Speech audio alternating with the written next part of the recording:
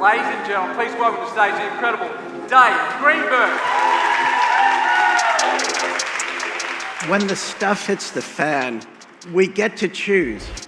Do we want the panic and the overwhelm of chaos, or do we want the stability and the calmness of control? One of my worst days at work was December 27th, 1997. There was a yacht in trouble, 9 people on board. We had to go and rescue. The winds were between 100 and 150 kilometers an hour. The waves reported were 10 meters, so that's as tall as a 3-story house.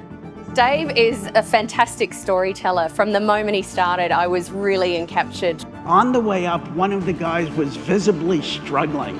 About 5 meters below the helicopter, the unthinkable happened. He fell out of the harness and back into the sea.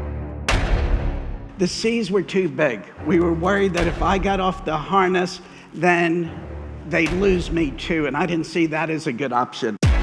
Now, my mind was screaming that this is a crisis, but our next moves were critical. I could visualize him on that helicopter with what was going through his head and, implementing that brace position that he introduced us to. I'm gonna call it brace, brace, brace. And do I really expect you to sit in your office and do the brace position? I suggest not. But I use brace as an acronym for the things that you need to do when you know that something is about to go wrong. He brought a sense of realism and groundedness in the way to approach a crisis situation. What's the nature of the situation? Make sure everyone who's there is working on the same problem. The Rescue Coordination Center in Wellington heard we called the yacht on the radio. Can you see the guy in the water? Negative. They knew something was up, and they called us and asked for an update. And we said we would get back to them as soon as we could, and I shut the radio.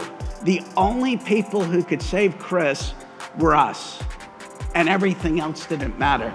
Dave was phenomenal. You never really think about what your worst day is going to look like, but when he puts it in that perspective, you're really grateful for the steps that you can take so that you're ready. It's training, it's scenarios, it's just getting your teams ready for what might go wrong. Your choice, chaos or control.